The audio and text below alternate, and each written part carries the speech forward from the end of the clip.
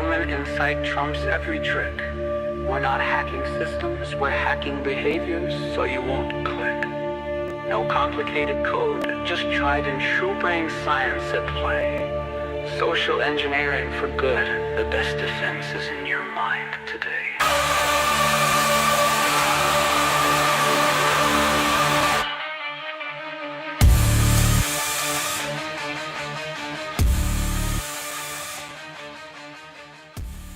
Welcome to Phishing for Answers.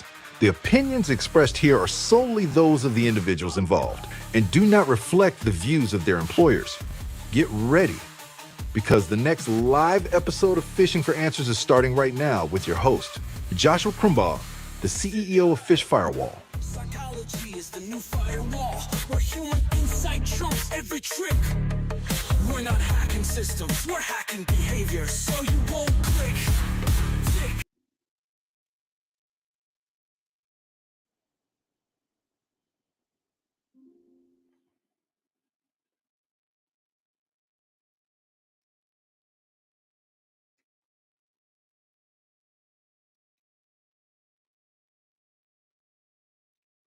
I can't hear you. If you can hear me.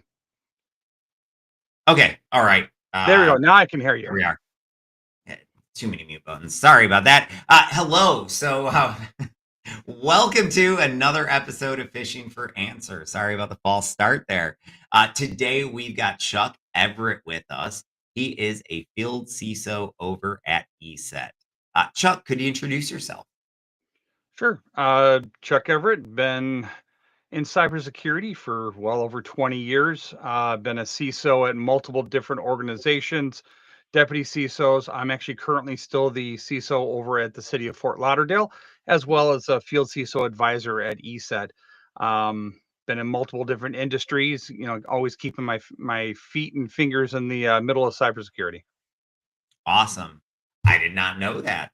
So very cool about the city of Fort Lauderdale. Might change my question slightly. Hopefully, yeah, no, I won't. I promise not to change them up too much. But no, it's very cool. So I guess the human element, as it pertains to cybersecurity, often means a little bit different thing to different people.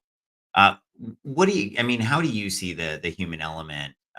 Just I know it's a very big generalized question, but what does it mean to you, and what are maybe some of your approaches in dealing with Oh, yeah, the human element is multiple different facets, from the defense to the the victims, or who's being attacked. Um, Very much, the human element typically is the weakest point that we see in cybersecurity today.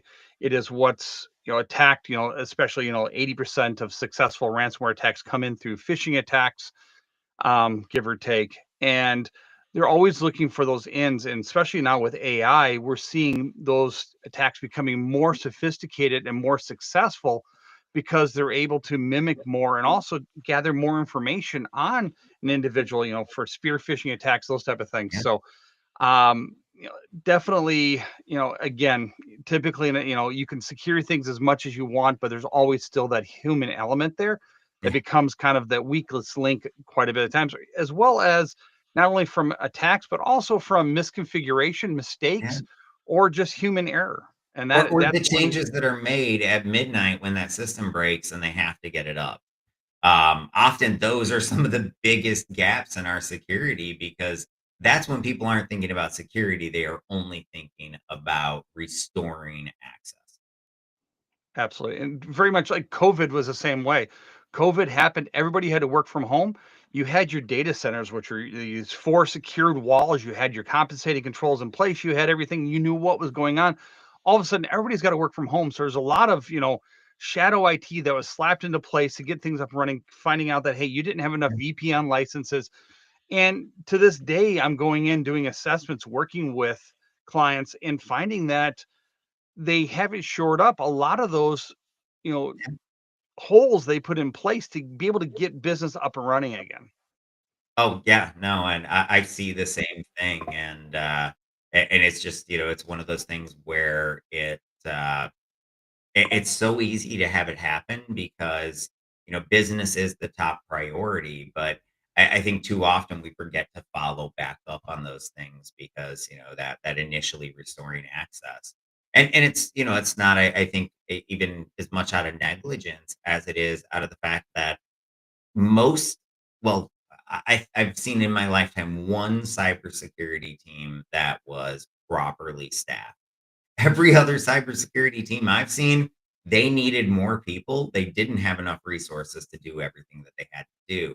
And I think that's part of the issue is that we overwhelm our technology people, and there's only so much bandwidth. But to that, I mean, that is really what I'm most excited about as it pertains to AI, is that it's really going to free up a lot of time for us. What are you excited True. about AI? Um, well, AI is a double-edged sword. So absolutely, AI is there to help with, especially around that human factor, the alert fatigue. That's a huge one. We've been, over the past 5, 10 years, it's been slapping in more tools together, more logs, more stuff. So you can, More false positives, more false negatives. yeah. And so you can be more reactive to things coming in instead of being proactive. And so the problem is you're getting so much information coming in, you're ignoring it, or you don't have Mhm. enough time to go after it. So having AI engines come in to be able to help prioritize that stuff, gather logs from multiple different sources, put it together into one incident is incredible. But Mhm. at the same time, adversarial AI, where basically the cyber criminals are utilizing AI Oh, to they find, already are. Yeah. yeah, that's a huge one there too. So as I said, it's a double-edged sword. I think so. I mean, I've seen a massive uptick in attacks, particularly the ones for new employees at organizations, but really any of the sort of BEC or wire fraud type attacks that are utilizing this, job listings or job announcements, um, LinkedIn data sources, and things like that. And what we've seen is that it went from, if you put your information out on LinkedIn, you'll probably be phished, to, if you put your information out on LinkedIn, you'll definitely be phished, to, if you put your information out on LinkedIn, expect to be phished the first week of that new job. And only AI could do it at the speed, the volume, the complexity that it's being done. And that's the part that concerns me, is that all of these are getting more sophisticated. They tend to understand the organizational structure and who this new employee is probably reporting to, and they use that against us. And so that is definitely a part that concerns me. But I also think that for the first time, we have access to better tools, or should soon have access to better tools as defenders than the attackers have. And what I mean by that is, assuming that we do restrict the really big, really good AIs from criminal use, we should have capabilities that exceed what the criminals do. So I do think that there is maybe a silver lining here, but of course, only time will tell. Exactly. Exactly. Yeah. The problem is the attacks are getting more sophisticated. They're using AI to, literally, I've seen it where a vendor puts out an update. Within hours, they already have a bypass for that update, or, fixes out there, um, using AI to kind of help bypass it or Yeah, figure out they're how to they're go around it. automatically running the diff, and I Exactly. mean, like, yeah, it's Yep. yeah, I've seen the same thing, and I think that that the other scary part about it is that it takes an average hacker or even a script kiddie and turns them into it. Takes that script kiddie and makes them a novice. It takes that novice hacker and makes them elite. And that's one of the things that concerns me, because we can integrate these AIs directly into the terminal. I've done it. It was really cool, actually. Just telling an AI what to do from within Kali Linux and watching it do it. Mhm. But I expect that things like that are only going to expand, which I think is all more of a call to action for us to really focus more on best practices than compliance. And I think that a great example there is, well, not even just then compliance, even then technology. Some, uh, why I see all these different places often where they have all these cool technologies, but they haven't hardened their systems. They haven't hardened their servers. And so I am a big advocate of starting with the basics. And until we've gone through and configured the security settings on the existing stuff that we have, that technology investment is probably not going to do me a whole lot of good. And it's because I'm not going to fully utilize that either if I haven't bothered to do this either. And so I don't know. I just think the basics is how we really can protect ourselves against a lot of these things. And look at those 0 days that we do see popping up. Most of them rely on default settings. Correct. Absolutely. We're seeing it more and more of where security teams, like you said, are understaffed and they're constantly chasing after these alerts or what's coming in instead of being proactive, going back to, like you said, the basics, going Yeah. back to basic server hardening. So many times too where I see, oh hey, we're compliant with this. Well, you're chasing after compliance instead of applying best practices, which would get you compliant to the beginning. So Yes. again, a lot of people think compliance is security, and it's not. It's a framework to help you kind of guide to make sure that you're doing what you should be doing. So yeah, Well, it's a it's the catch 22. minimum. It's the bare Yeah. minimum that we're supposed to be doing. That's Yep. the other thing I like to remind people of. I mean, I know that compliance so often seems like it's the goal and the finish line. But truly, it's the starting line, and that is the reason for these best practices. Because you're right, when you do best practices, compliance comes naturally. But if you don't do best practices, compliance will eat up 100% of your Yep. Or I've seen it too where, hey, okay, we're PCI compliant. Well, you've gone through and did the evaluation for your PCI environment or your HIPAA environment or your CGIS environment. time. But your You're the idiot main wants user yeah, environment is just wide open. exactly. Exactly. And so it's like, to me, a lot of times it's I have multiple, especially with the city of Fort Lauderdale, I have multiple different compliances that we have to, be in line with. But it's okay, which one's the highest standard? That becomes my baseline, my minimum, and I do that across the board. But Yeah. it's also tracking then what do you have, and then keeping it up to speed, and then also the day-to-day activities, making sure that you're doing your firewall reviews, make sure that when a Mhm. new server is built, it's got all the security tools on place. It's a lot of stuff that you have to do, but the problem is you're too busy chasing after alerts and threats and phishing attacks to be able to go back and do that. And so that's always the challenge. And you're It absolutely is. right. It's there's not a security team out there that's fully staffed. I saw one. I saw one. But I mean, that's in my entire career. I've seen Mhm. at least 1,000 security teams by now, if not more. So it's you're they're never fully staffed. Okay, so flipping subjects a little bit, let's talk about user education. So, well, before I even talk about any of my views, do you have any strong opinions on user education, approach, methodologies, things like Um, the approach has to be sufficient for your user base, and you have to be able to teach it in different ways, the way they can understand it. Basically, some people learn by examples or stories. Other people learn better by reading it. That's the big thing there. It's like so many times that you kind of get a cookie cutter and you put it out there and it's not sufficient across the board.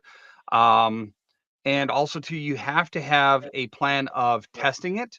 How well did you retain the knowledge? How well are you carrying it forward? And then doing periodic testing. So like very much like like phishing tests, those type of things, making sure that they're staying up with it and testing against it in a positive way, showing that there's some benefits. Also, it depends on the organization that you have, how fully supportive of it. I've been in several organizations where anything that interferes with production is frowned upon, even if that? it's education. So it really Well, I depends on the imagine. organization. Oh, What's well, that? continue. I want to say it just, it's you have to get security awareness and security training at a foundation level. A lot of times I say, over the years, security has always been a bolt on. It's been a bolt on to IT. Now it's got to be down to the foundation. Everything's got to be built upon IT security, and then that includes the education and the training from the get go. As when new employees come in, existing employees, and then reminders of, hey, these are what our policies are, making sure that they're out there and they're enforced. So I think a few things that you said there, that the cookie cutter one size fits all approach doesn't work. And honestly, a lot of our compliance frameworks are pushing more and more toward role based training. We're seeing it with HIPAA, with PCI, with CMMC, where we've got to train our IT people on data destruction. We don't have to train the whole staff on data destruction, obviously, but we're seeing it more and more, and so I really do think that customizing to the individuals or to the role is critical. In fact, there have been studies that have found that it makes that training 15 times more effective because all of a sudden it's not this anonymous threat, this thing that they're learning about that doesn't apply to them. When you start out with, this training is specifically for finance people, it connects. And like, oh, I'm a finance person. I'm going to listen. And it's just psychology. And to me, that is one of my big pet peeves in cybersecurity, or I don't know if it's a pet peeve or anthem, whatever we want to call it, is that we need more marketing in cybersecurity. So, what is marketing? You craft messages in a way that people will listen to them and respond in a predictable manner and do what you want them to do. Well, isn't that the exact same goal of cybersecurity awareness programs? And so I look at it and I see things like spaced repetition, where you, as opposed to doing this once a year format, break it into a weekly format where you only ask a minute or less of their time. And all of a sudden, you get better results. It's why our ads are 15 to 30 seconds and not 30 to 60 to 90 to 2 minutes long. And so I think we can do a lot more with that. But I think the other part there is really crafting our message. And I had Denise Chrysler. She runs security awareness over at Danaher, I believe. Yeah, Danaher. And she was talking about how they brought in their marketing department when we got on this subject. And one of the things that really stood out to me was that she said, we've been telling everybody forever security is everyone's responsibility. But this year we're changing it to security is your responsibility.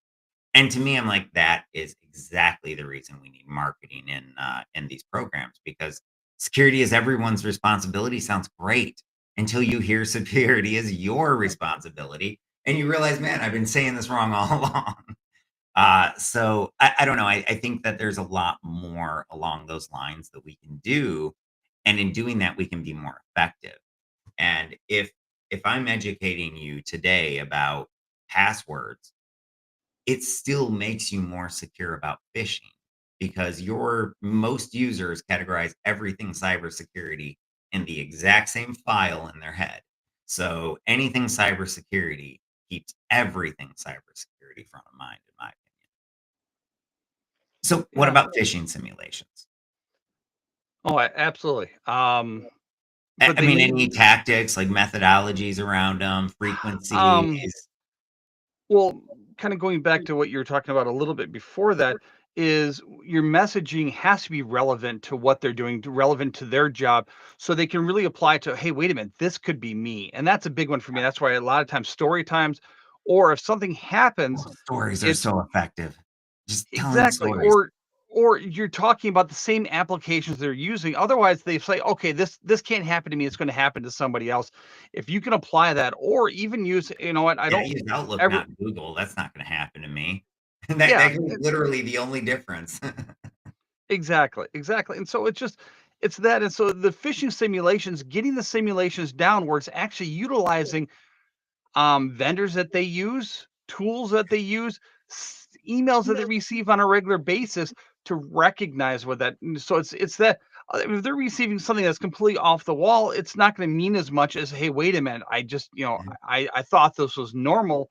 When I click on this, oh, hey, wait, clicking on Dropbox, okay, no big deal, because I do business with clients that send over stuff from Dropbox all the time without thinking about, okay, wait a minute, was I expecting this from this person? Those And type that of is things. one of the top phishing attacks still to this day. It's been for like 3 years. Dropbox and DocuSign phishing. Exactly. Exactly. Yep. And we still see it. I still see it on a regular basis. I still get, pinged on it, because I do VCSO stuff on the side, and a lot of clients, contact me saying, "Hey, we're struggling with this. We have, our click rate is extremely high." And when I say Yeah. click rate, it's basically mean when you get a phishing, simulation, or even it's one thing clicking on it, another thing of actually putting in your credentials and how high that is. You want a certain, as a CISO, you want a certain percentile at a certain high. And I'm seeing clients coming in at just, the bottom of the barrel, 50, 60%. People are clicking on things. And it's like, and we're not getting better. What do we need to do here? And it's because of AI and other things. Well, I think so, somewhat. But I have one thing I want to talk about first before we move into, I guess the second part of that was you had mentioned it's one thing to click, another thing to type in your credentials. I have always been very anti or against exploiting users, is what I call it. Not in when I'm not in penetration testing. So, there's certain scenarios where it's different, but most of the phishing that we do as part of our awareness programs. And I've studied psychology extensively, and even helped write curriculum. Worked with a number of professors from around the globe to write coursework on exactly this. How do we build effective security awareness training programs? And one of the things I talked about in there was how the moment a user realizes a mistake, they go through an emotional response. That emotional response causes a chemical reaction in their brain that creates new neural pathways. We can hijack those neural pathways to get better retention, but it only happens if we have immediate just in time training at that landing page. So I've always been a big advocate of not exploiting users and instead putting them to a landing page that makes sure that they learn their mistake and has some sort of education, ideally tied to what they just did. Yes. So if it was an urgency phish, some sort of education about how attackers use urgency. Yeah. No, to that I'm point, just I curious really, what your thoughts are on that. yeah. What I really like are phishing campaigns that would come out when somebody does click on it, they do something, it then pops up, says, "Hey, you've been phished. This is what your mistake was," and then gives them a very simple, quick Yeah. remedial training on that. The ones And that they're just say, not going to soon forget that. That's to me, the exactly, fish click is like, well, we've all done it before. Okay, so you've been driving into work. Hopefully, you didn't get into a real accident. But have you ever just been careless to whatever on your way into work, almost got into an accident, scared the hell out of yourself, and then what happens as a result of that? You pay more attention for the next couple months driving into work until you're careless again. Um, and I think to me, that's what phishing a fish click is it's that near miss that allows them to learn. And I truly feel like when they go through that hands-on learning, they are I've seen studies that show that they're over 70% less likely to fall for that same fish in the wild. And I think it's because we're creating instincts. We are training their subconscious as well as their conscious on how to detect on these things. But I think it's the subconscious instincts that are the most valuable at the end of the day in really yeah. As a CISO, I would much rather see a client report something that's legitimate, that they're concerned, you know what, hey, this looks a little off. I'm suspicious on this, than to click on something that is suspicious. And, preventing. and that's where, it's training the user saying, you know what, it's not a problem. If you submit something that's actually legitimate, not a big deal. We're not going to chastise you for that. Well, I think Thank we you should for praise them. being, Yes, no matter exactly. what. Thank you. Even if they submit a very real email from the CEO, praise them. Hey, thank you so Yep. much for your contribution to cybersecurity. This one's legit. You can click on it. Yep. Um, Exactly. but I think we have to praise them because my favorite, I'm also a CISO.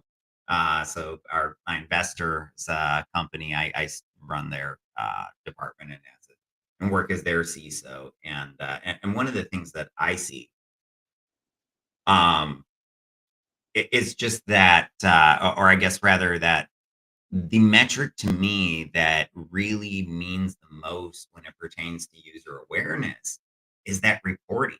So if I send a phishing simulation, what percentage of the people report it back?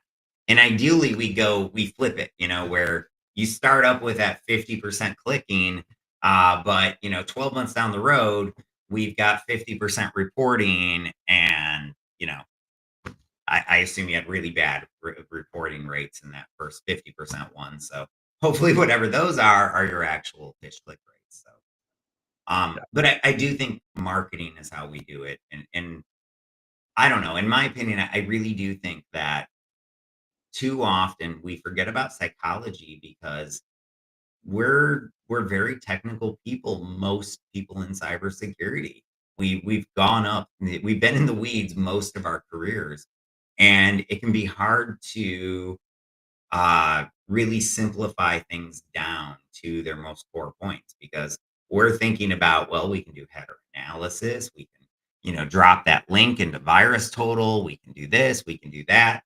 But the end user doesn't need any of that. All they need is Correct. trust your gut, be wary of urgency, be wary of authority, and a few others like that. Yep. Yep. No, you're spot on. So many times that in cybersecurity we think of things very technical, Oh the yeah. way that we would think of it, but it's like, how do we take it and design the training or the scenarios down for the common user? And then there's different levels of common users also, Yeah. across the board, And so a large corporation, a lot of times you have all levels of employees that are computer savvy. Some of them are just using computers, for the first time. Yeah. It's hard to Or believe that's the case. well, I mean, you are a CISO of a city, so I would imagine you probably have at least Yes. 10% of your user population that checks their email, what, once a year when they have to for their security awareness training? Yeah, there's different things, or they do it for payroll, those type of things. Well, It's not a regular I only basis. say that because you've got a lot of non-technical people that work in Exactly. cities. They're the people, the Everyone plumbers, the from lawnmowers, yeah, yeah, yeah, yeah. So I know it's we work heavily in the state and local government space, and so very familiar with you. Not only that, but you've got so much compliance. What yeah, CGIS, HIPAA, PCI, FISMA, to name a few. yep, and then all the state compliances also. Oh yes, I didn't. Yeah, Yeah, yeah, because neglected those. everything goes down from state, county, down, so there's a lot of other compliance and reporting structures that have to go up to the state. Wow. Absolutely. Well, this has been And federal, yeah. a great episode, and I like to keep it as close to a half hour as possible, just so that we don't take too much of people's time. But with that, before we do wrap up, any just final words of wisdom for our listeners that that are joining us today live? I'd say from a phishing standpoint, it's just, be vigilant. Just things are constantly changing. There's always a new attack vectors. There's always news comes. Be suspicious of it. When in doubt, just don't click on it. I mean, that's point blank is what I tell everybody. It's just it's so easy to spoof nowadays, especially with ChatGPT and AI, to make a message look real. It's, if you're not expecting it, it's not something there. Go to the site yourself. Go there, click on it. Don't click on the email, go there directly. And that's, the biggest thing I see, just because ransomware and attacks, spear phishing attacks are coming in still hot and heavy. It's still, as I said, 80% of successful attacks are coming in through phishing. And that's, we have to be vigilant. And, it's everybody. Like you said, it's just, it's not if it would happen to you, it's when it's going to happen to you. And for me, Yeah. being a CISO, I have a big target on my back. It's always being targeted. Like you said, we're on LinkedIn, we're out there, like shows like this, it gets our name out there, and all of a sudden we become a target. And a lot of times Yeah. it's hackers out there. It's, hey, to show that they can exploit experts like us, and we're not infallible either. I mean, I'm Oh, not yeah, and saying the more we do in cybersecurity, the yep, bigger of a target we have on our back. Trust exactly. me, I know. I've opened a cybersecurity company, so Yep. the black hats are not nice. Nope. Nope. Nope. Nope. All right. Well, hey, it's been a fabulous episode. Thank you so much for joining. Uh, for everyone joining us remotely, thank you. Have a great day, and we will see you back later this week. White text, black